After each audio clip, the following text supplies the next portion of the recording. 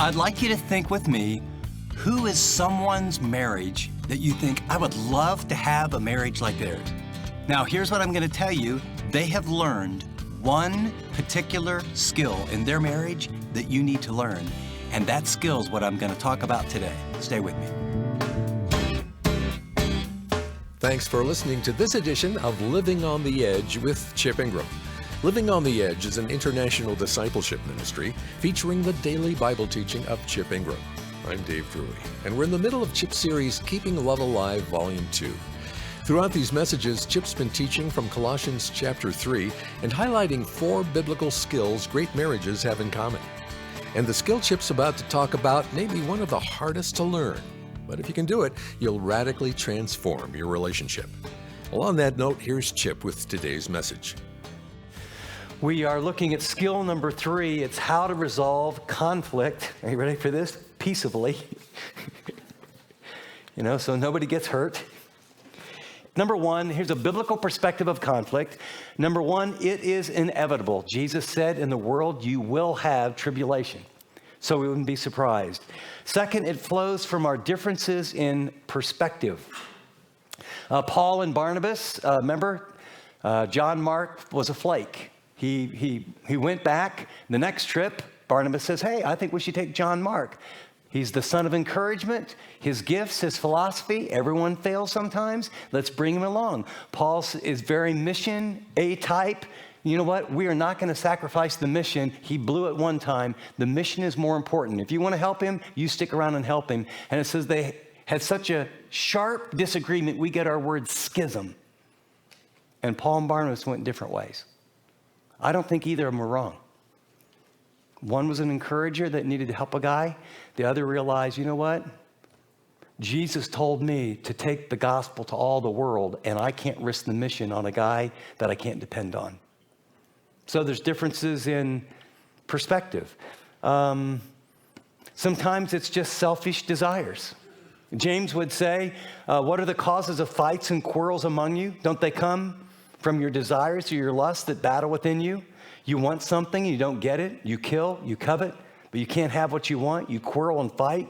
You do not have because you do not ask God. And when you do ask God, you ask with the wrong motives, that you can spend it on your pleasures. Behind a lot of conflict is just plain old selfishness and sin. And then finally, sometimes it's just personality differences. Paul has a couple ladies, and Euodia and Syntyche, and he says they're both great, they're both helpers, they're both wonderful people, but they can't get along.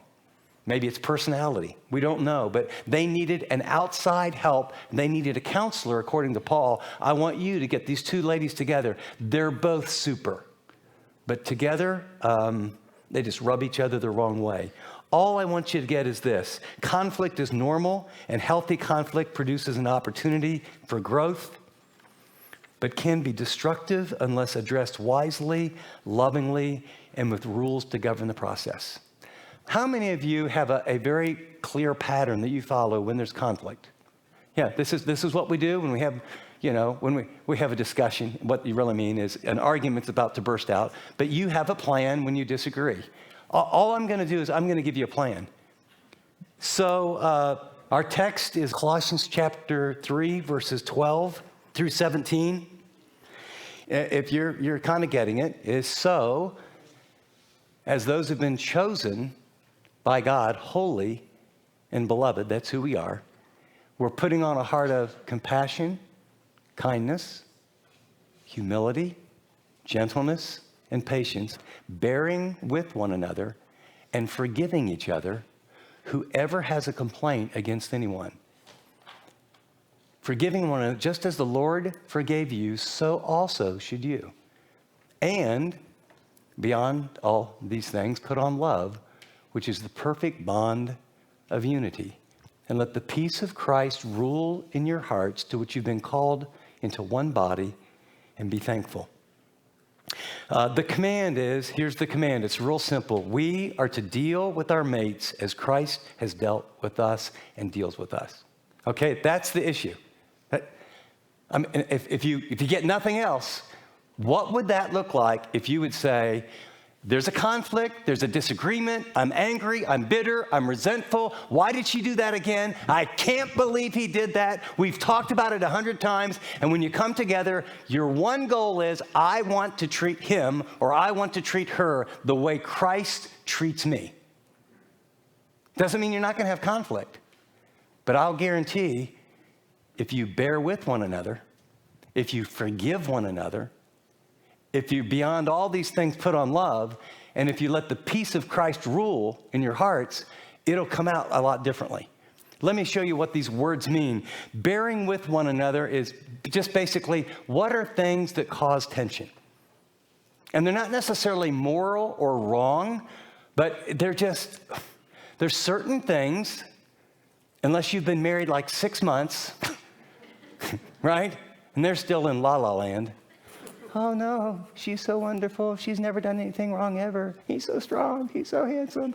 I can't believe he loves me.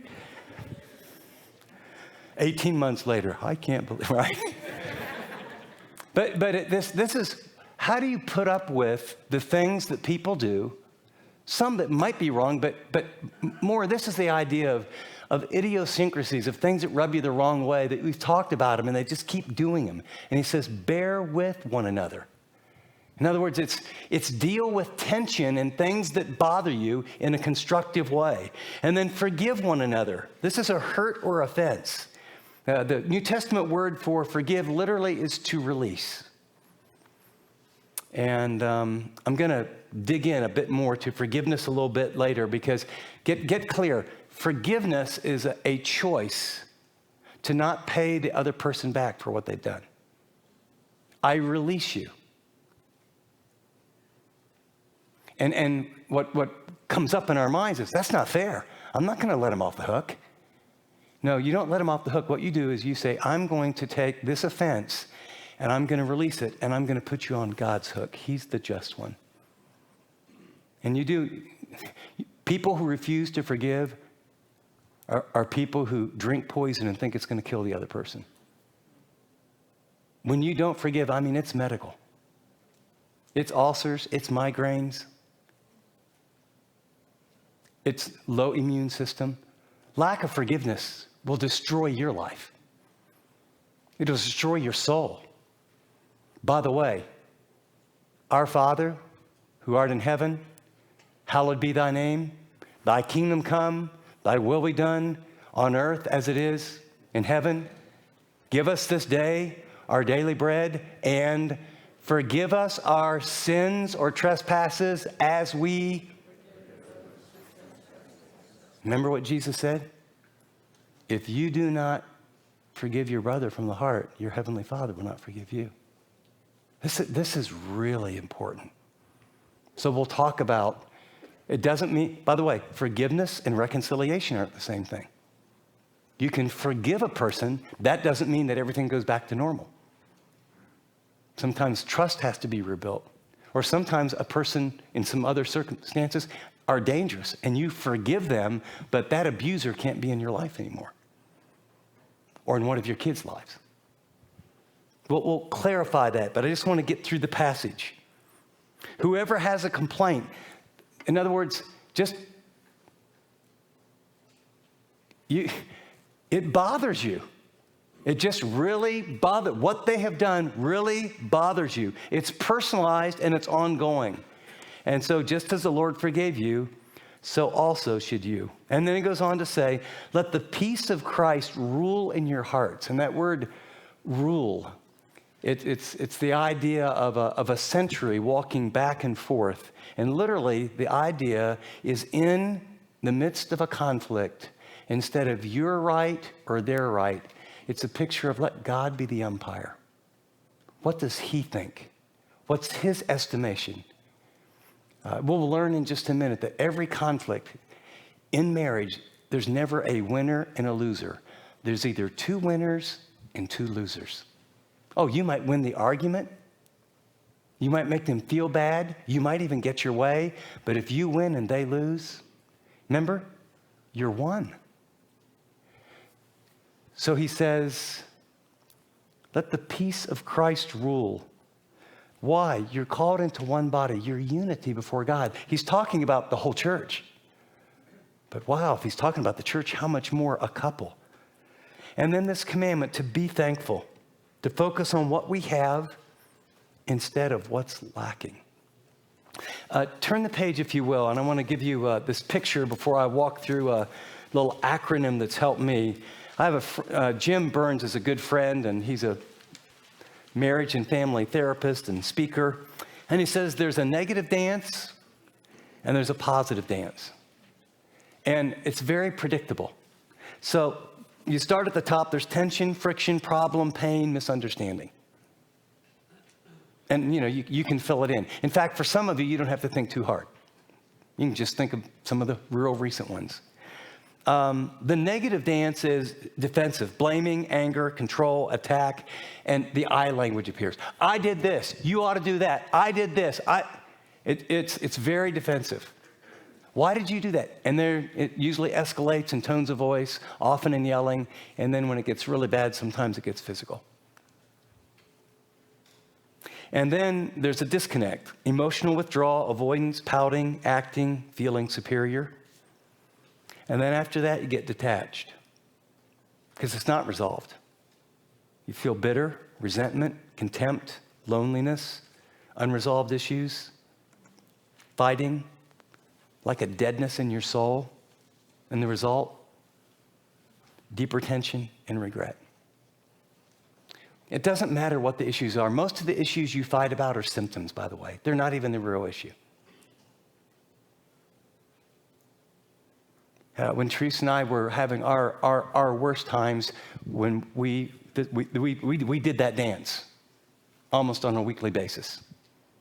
And so her way was to shut down, and she wouldn't talk to me for 2 days. And, we did the classic couples, you go to bed and you're both in bed like this. And so, she rolls that way and I roll this way. And I had this sort of mechanism that I thought would be very helpful, but was very ineffective, is I would sort of, and that meant I'm still awake, so you can still apologize. And she would shut down, and then being, I'm in seminary, so I'm learning a lot of verses, and then I would lay there for a while, and then that verse, resolve it by bedtime. So I would get up and I'd turn on a little light, and I would walk around the bed. And I would tell her, we've got to get this resolved. We got this resolved, and all this. And she would just ice me out. And then we'd get up the next morning. And by the way, you go to bed angry, does something to your soul. Then I would feel not attracted to her, felt distant. And would never get anything resolved. By 2 or 3 days, we would act like it didn't happen. We would just both go on. And what we were doing is we put thin layer upon thin layer upon thin layer of our hearts hardening. We were both very vulnerable to temptation of all kinds. So our communication, our emotional connection, and our sex life was all going this direction. Now, when they go that direction, then what happens, right? Now you've created deeper and the same pattern, and the resentment and the bitterness. And it can be over. Ours was why I was getting home late for dinner. And I thought it was ridiculous. And I was holding down a job full-time, going to school full-time, and we had kids, and I'm a basketball junkie. I mean, if you've ever been in playgrounds, you can go to any inner city, and, if you're especially in the inner city, it's like, there's like all black guys, and there's like at least one skinny little white guy and a tall white guy. And that's where I kept my ball in the back, my shoes and everything, and I would drive by a playground and I would just jump out. And I played very competitively and played against Olympic teams all throughout South America, and I was a gym rat. I played 7 or 8 hours a day, and I was in basketball. After college practice, I'd go play pickup ball at night. I mean, I just loved it. And if you win a game, for some of you guys know this, you stay on. So I would get someplace with a bunch of guys, and of course they, what is this skinny little white guy coming here? And then, I'm on. And then the skinny little white guy would say, this is where he played in college, and this is why, dude. And we'd win a game, then we'd win another game, then we'd win another game. Well, I couldn't leave. And so Teresa would have fixed, and every time it happened, it's like it was a special meal. And I had no idea that she was expressing her love to me. And to me, it was all about when you get home. And so over time, I learned a good offense was better than a bad defense. And I would come in, I'd just pick on her. And the moment I got in, so I'd get mad at her before she could get mad at me. And really, all the issues were she felt rejected. It triggered things in her life. I felt like, don't tell me what to do. I said 5:30. What's the difference between 5:30, 5:45, 6? I mean, I'll eat it cold. I don't care. I didn't get it. That was one of many. But I just want you to get it doesn't have to start over something big. The positive dance is there's tension, friction, problem, pain, misunderstanding. And the response is we assume responsibility and we work together to resolve the issue. I'm going to give you some tools to do that. We didn't know how to do that. In other words, it's like, okay, how do you bring something up that gets the problem on the table without attacking the person? Because I was super defensive. And if I raised my voice a little bit, she just shrunk. By the way, in most conflict, you have sharks and turtles. Some by personality, some by gender. And so in a conflict, there's some of you that what you do is instinctively, because of your background, your personality, you just pull your head in. And man, all you can get is a shell. And then there's those of us, we just swarm the water. And you know what? We're gonna win, and we're gonna attack. And if we have verbal skills, we're gonna reframe it. And you did this. By the time we're done, we were the problem, and you feel like it's all your fault. And then you realize it's not. And then you resent us. And we have manipulated, and we've been unkind, and we haven't been bearing with one another, and we haven't been forgiving. And we haven't been humble. We haven't been patient. But here it's a we. Okay, we have an issue. We'll talk about getting that on the table. And then the we issue goes to resolution without a win or lose. Okay, yeah, this is a problem. How should we solve it? What are our options? Let's define the problem together. Let's calmly talk about it in a way that I'll show you. And what did we learn from this? What was really going on? And as a result, what happens is you learn about each other. What would God have us do in this situation? You see it this way, I see it that way. And we're at odds. What does the umpire, what's he say about this? Or do we need someone from the outside, since we're at a deadlock, because we want this to go better? Do we need someone on the outside to coach us and help us mentor through this who's objective? Because obviously neither of us are. And if we could have solved it, we probably would have solved it by now. And when you do that, then the result is authentic oneness and a feeling of being loved. And conflict actually becomes something where you grow closer. As iron sharpens iron, so one man sharpens another, or one man and one woman sharpen another. And so as you turn to the next page, what I want to talk about is how to diffuse conflict in your marriage. And it's interesting, diffuse and diffuse sounds pretty much the same. See, what happens in marriage is it starts off, it can start off so small, but once your emotions get in it, then you start looking at the other person through this, and you find other faults. And so what you want to do is marriages, great marriages, or at least good marriages, and people with a good relationship, you can so focus on a 5% problem and forget the 95% that's good, and little by little by little, the more you focus on the problem, it grows and grows and grows, and then it colors and takes away. Because of the way we did it, our conversation was terrible. Because of the way we handled it, emotionally we weren't connected. Because of the way we handled it, she didn't want to have sex with me, and I still wanted to have sex with her. And she used it like a club. And she withdrew. And then I was passive aggressive. And I would know that, The trash is full. Tell you what, I would just, shucks, I didn't see it. She likes to be on time, knowingly and unknowingly. When we were fighting, I just made sure we were just a little bit late. See, when you're passive aggressive, you take the way to pay back on a different field that's safer. Sarcasm, late. You push their buttons. And then if you push them and they respond, oh, I was just kidding.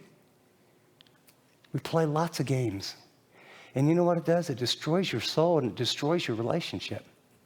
So how do you take a problem and diffuse it, spread it out, so you get God's perspective and you deal with it? Well, here's the acronym. The D is for define the problem on your own.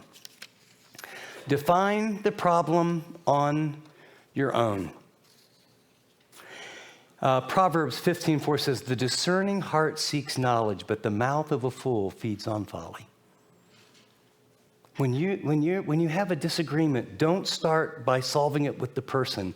Get by yourself and ask, what's bothering me? How do I feel? When did this all begin? Journaling may not be for everyone. I journal. A lot of times I just know I have feelings and I don't like them, and I'll write myself clear. This happened yesterday, and it was just a look, and she said this, and we were going about that, and we were driving in the car, and just out of the blue, and go here, park here, do that, and I didn't say anything, but something inside me was like, shut up. I know how to drive the car. I've been married 42 years. Hey, I don't need a guide to tell me which spot. And why that bothered me is, well, probably, so rather than I write that out and I figure out what's going on. Why? Why is this making me so angry? And then pray and ask God for insight. Proverbs 21:2 says, all a man's ways seem right to him, but the Lord weighs the heart. If you didn't do anything other than D of diffuse, man, you'd have so many less arguments. If you just define what we do is we react. If you have a tension, a pain, a problem, a situation, if you can just go, stop, I'm going to define what's going on here. The I is for initiate a time to talk. Matthew 5:23 and 24 says, therefore, if you're offering your gift at the altar and there remember your brother or mate has something against you, leave your gift there at the altar. First go and be reconciled to your brother or your mate, and then come and offer your offering. And when I say initiate a time to talk, jot these down. Right time, right place. Trying to solve a complex problem at the wrong time and the wrong place will not go well. It's a time that's good for both of you. Don't be pushy, but don't procrastinate.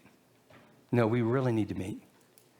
Well, I'm exhausted now, and I got to pick up the kids, and I've got to do this, and I got to do that. Yeah, and I've got a big meeting. Okay, then Friday morning, okay, there's some things that are on my heart I just want to discuss. So you've defined it. You're clear. You've talked with the Lord. You initiate a time to talk.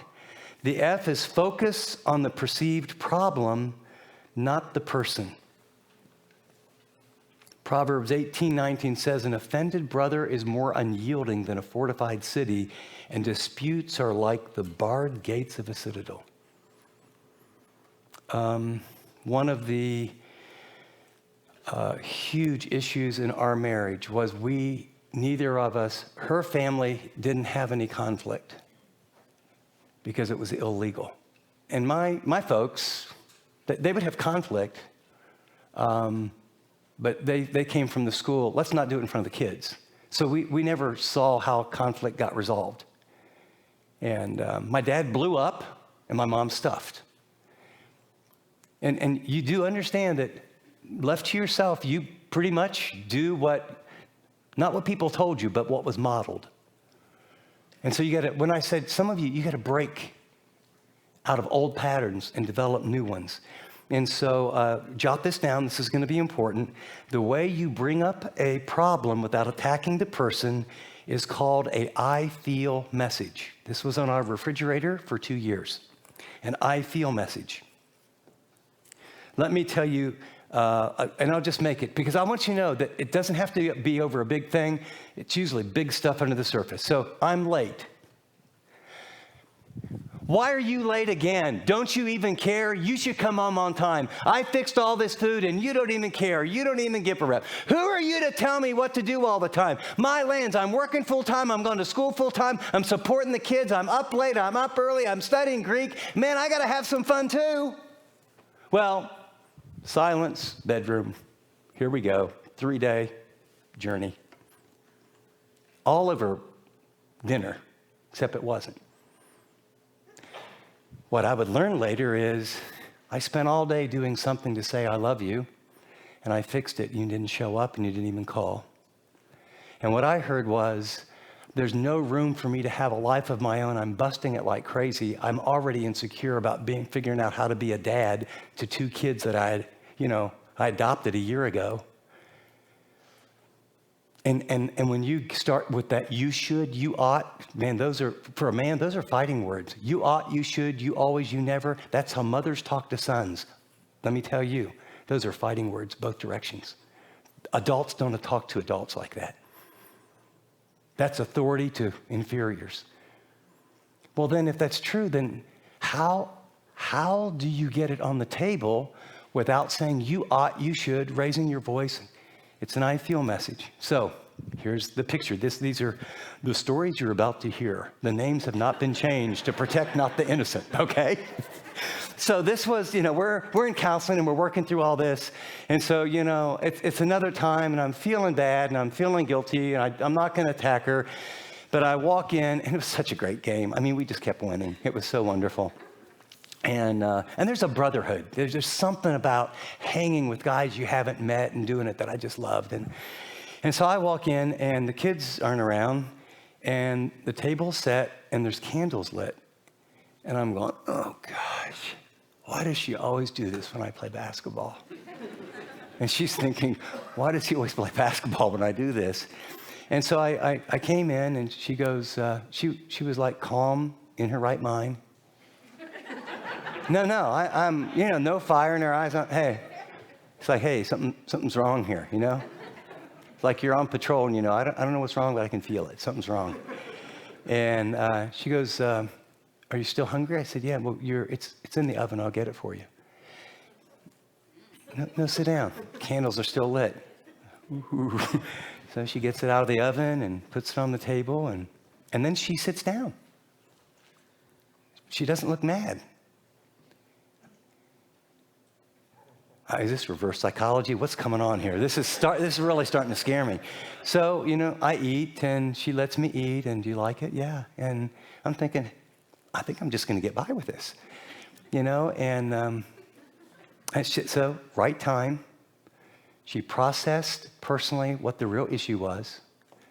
Right time, right way, candles. And then she looks at me, leans over, eyeball to eyeball. She said, Chip, can I tell you something? I said, sure. She said, I spent half of the day preparing this meal for you because I love you. I feel hurt when you don't call and you don't get to enjoy this meal that I made to express my love for you. I feel hurt. See, you can't argue with someone's feelings. And because she did it in that way, a gentle answer turns away wrath, Proverbs 15. And I mean, it was like God used it.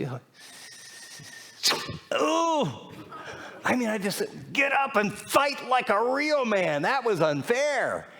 And for the first time, I made the connection between my lateness and her heart and what she was experiencing. And she didn't nag. She didn't attack.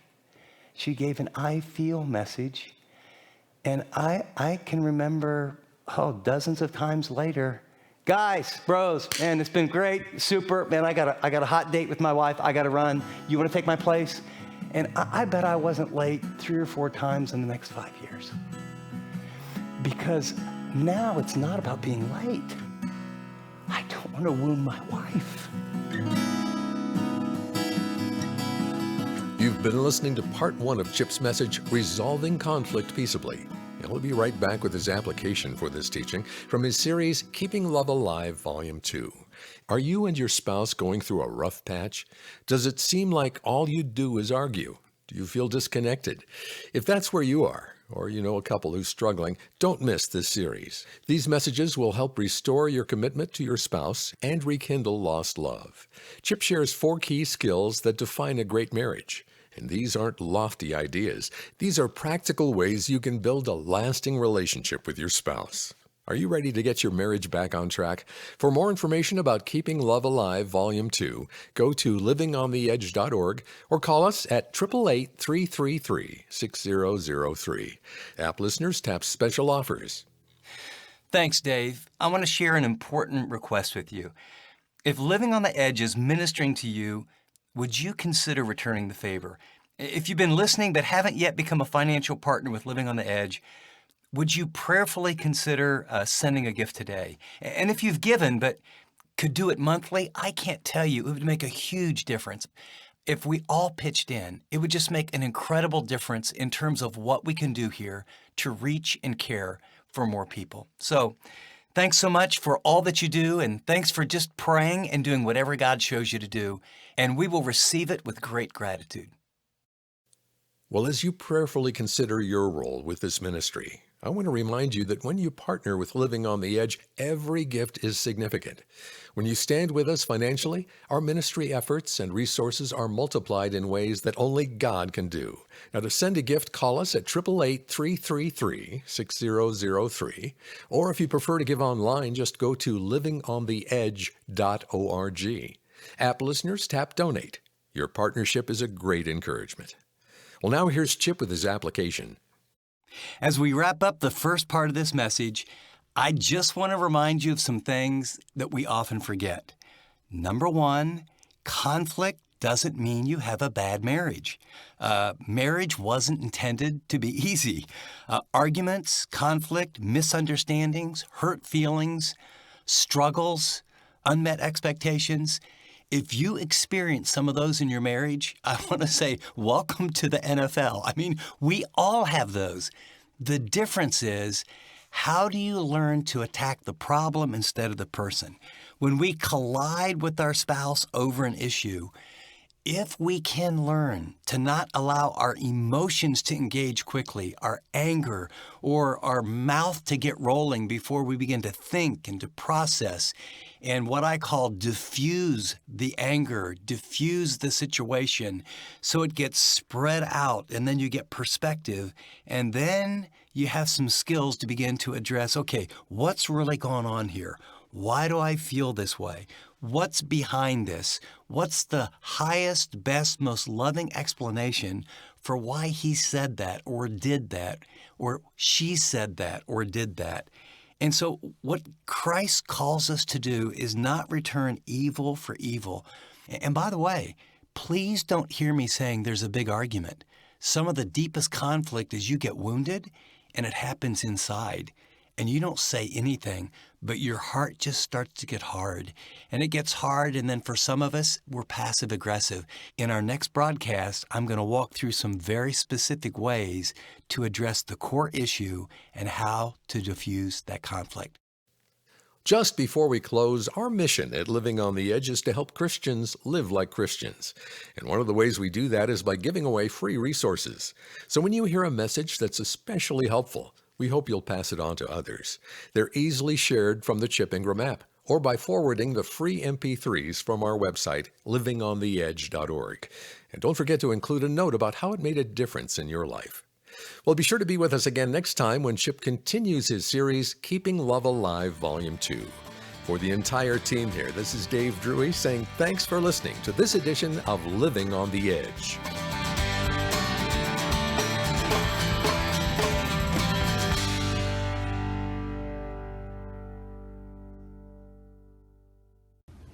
Thanks so much for watching this video.